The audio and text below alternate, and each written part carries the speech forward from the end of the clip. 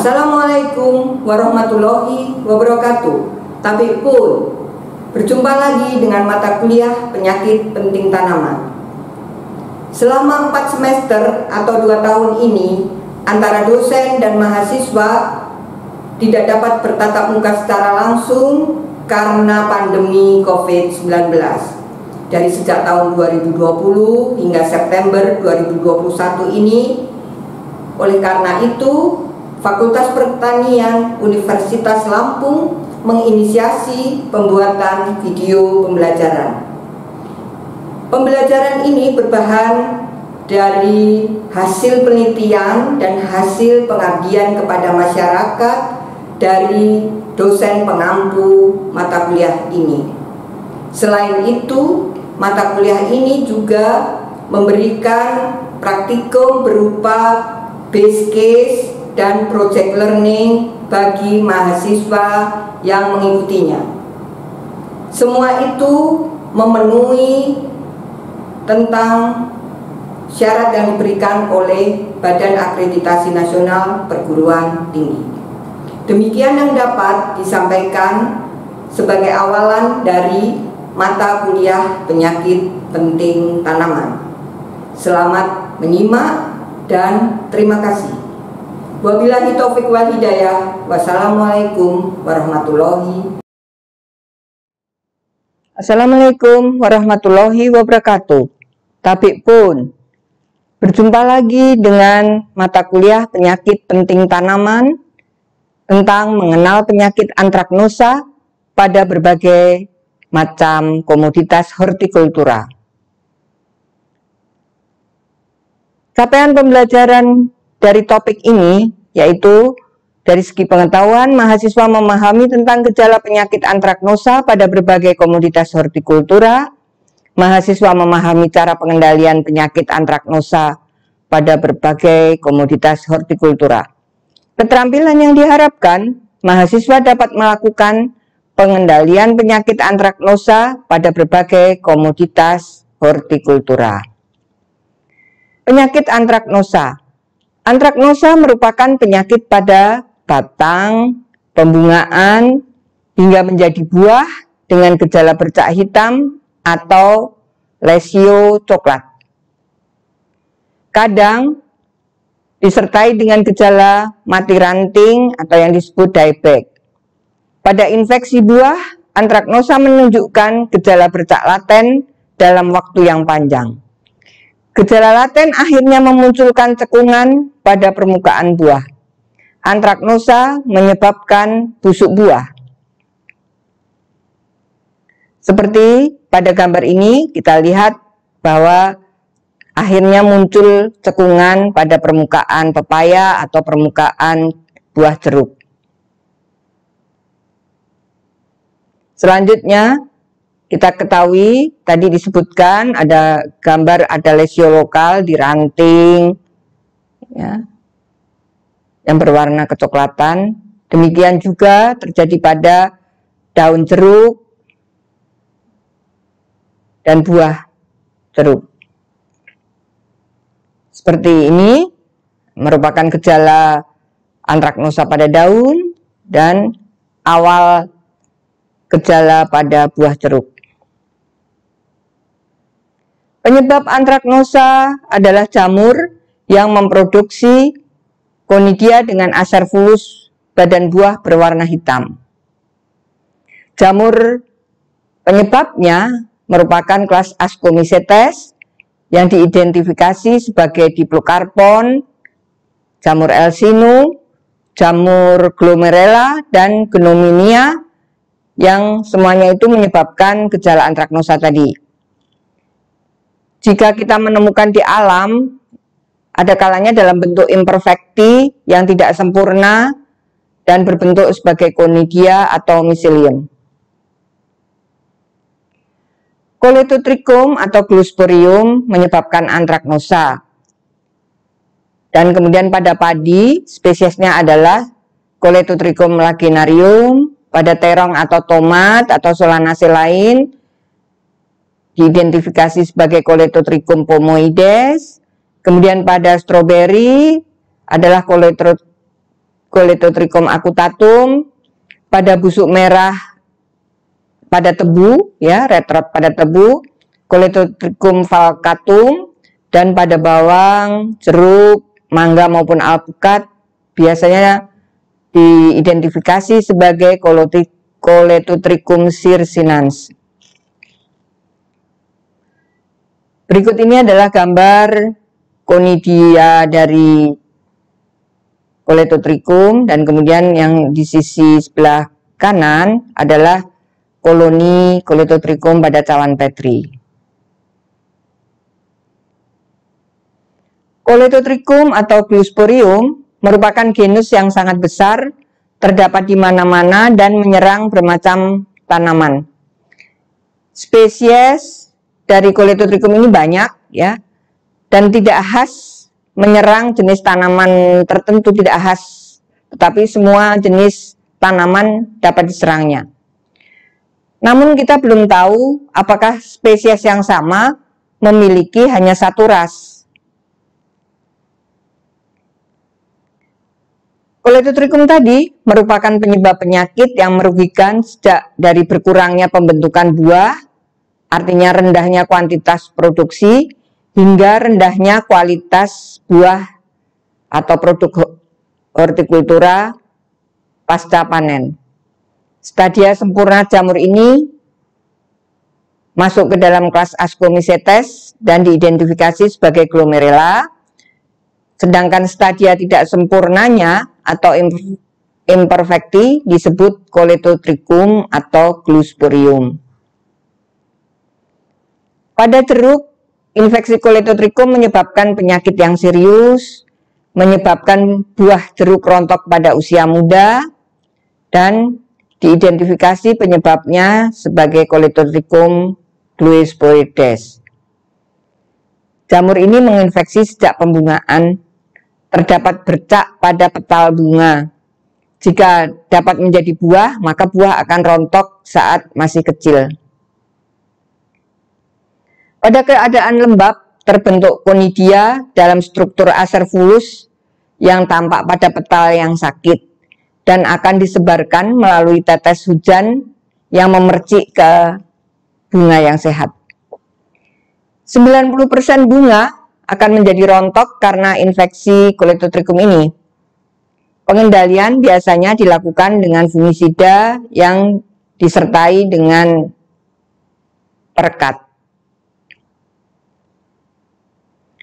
Pada daun timun, gejala antraknosa adalah bercak dengan tepian tak beraturan, berukuran kecil yang berwarna coklat pucat. Bercak muncul pada buah berwarna coklat kehitaman dengan cincin konsentris. Seperti digambarkan berikut ini pada buah timun.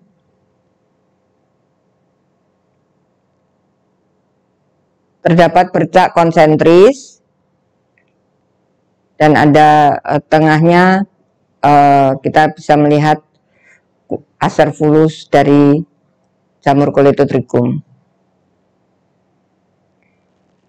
Demikian juga pada daunnya, ya, pada daun timun kita peroleh bercak nekrotik. Ini juga masih menggambarkan bercak nekrotik yang dikelilingi oleh lingkaran konsentris.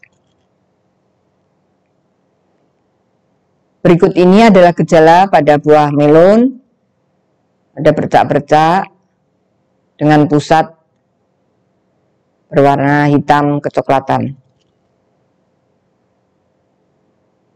Berikut ini adalah gejala antraknosa pada buah tomat.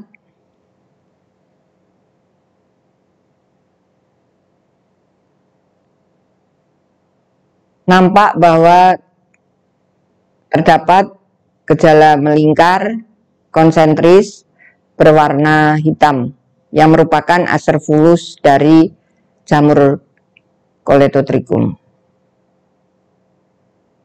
Antraknosa pada tomat yang kita lihat tadi semula sebagai gejala bercak dan kemudian meluas masuk ke dalam jaringan buah yang menyebabkan permukaan nampak berair. Kemudian yang selanjutnya nanti kita lihat antraknosa pada buncis, muncul pada batang, petiul maupun polong. Bercak kecil berwarna coklat kehitaman semakin melebar. Bercak semakin hitam seiring dengan perkembangan polong. Terjadi pertumbuhan kanker pada batang dan gugur daun yang ada di batang tersebut. Ya, terjadi defoliasi. Ini adalah pada polong kubis dan pada daun Ini adalah pada polong buncis, ya, dan pada daun buncis. Ini masih gejala pada polong buncis. Selanjutnya, apabila yang diserang adalah buah mangga, maka buah mangga nanti nampak pada gambar berikut menunjukkan bercak coklat kecil dan melebar seiring pematangan buah. Semakin buah matang, tampak seperti tetesan air pada bercak tersebut. Buah membusuk dan tampak tanda penyakit berupa bagian tubuh buah atau fruiting bodies dari jamur Coledotricum. Ini gejala pada buah mangga.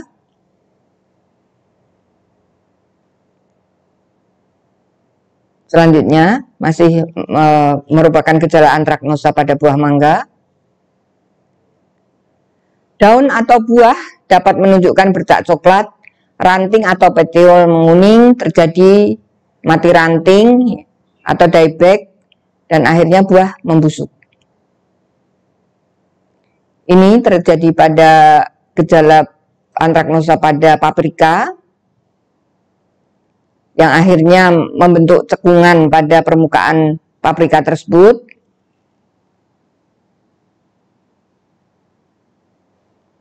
Saat pembungaan merupakan saat yang rentan, dan saat buah mulai masa fisiologi juga merupakan masa yang rentan terjadinya infeksi Coledotricum. Bercak buah sirkular berukuran 3 cm semakin lebar seiring pertumbuhan buah.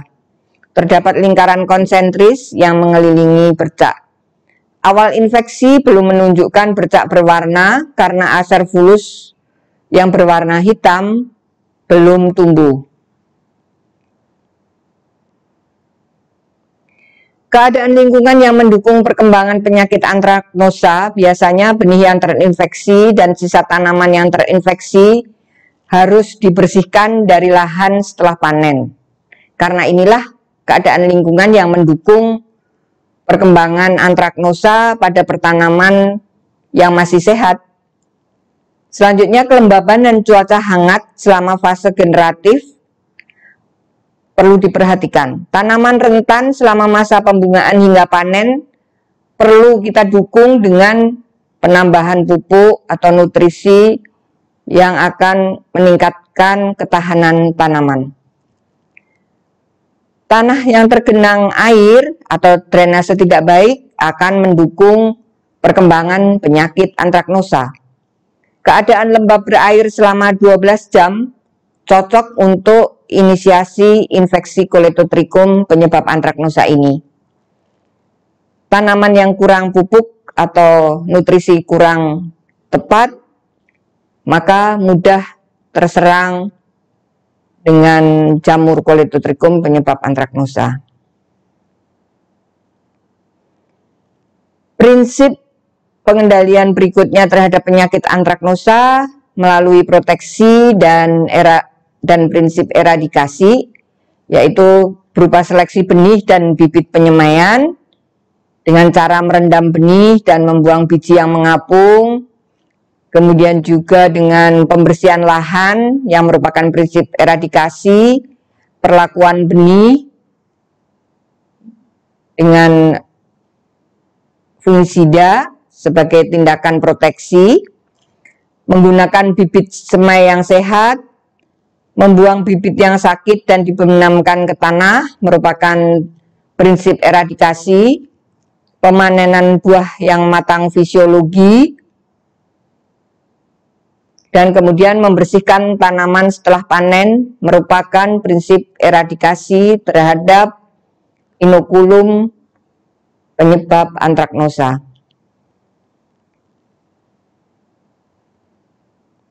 Pengendalian dengan rotasi tanaman mengupayakan menanam tanaman tahan. Selanjutnya, membersihkan gulma, dan ada suatu inovasi yaitu penyemprotan baking soda. Baking soda ini merupakan senyawa natrium bikarbonat yang memiliki kemampuan mengubah tekanan osmotik, sehingga sifat hipertonik baking soda akan melisis mikroorganisme, dalam hal ini jamur Coledotrichum, yang menyebabkan antraknosa tadi. Dapat juga sebagai proteksi kita gunakan bubur California. Bubur California bukan bubur yang dapat dimakan oleh manusia, tetapi istilah untuk suatu fungisida yang kita dapat membuatnya dengan mencampurkan 1 kg belerang, 2 kg kapur tohor dalam 10 liter air. Cara pembuatan bubur California yaitu air dibagi menjadi 2 bagian, kemudian 5 liter air dipanaskan sampai mendidih dan dimasukkan 1 kg belerang dan diaduk terus-menerus. Air 5 liter dicampur dengan 2 kg kapur, kemudian diaduk sampai merata. Setelah belerang sudah mendidih, dimasukkan air kapur sedikit demi sedikit sambil terus diaduk sampai mendidih. Setelah mendidih, matikan api dan akan terbentuk larutan berwarna kuning kemerahan yang kemudian didinginkan. Setelah dingin, bubur California dapat disimpan dalam botol atau jerigen, didiamkan selama 1 malam dalam botol atau jerigen, maka akan terpisah air jernih pada bagian atas dan endapan pada bagian bawah, yang berarti bubur California siap digunakan.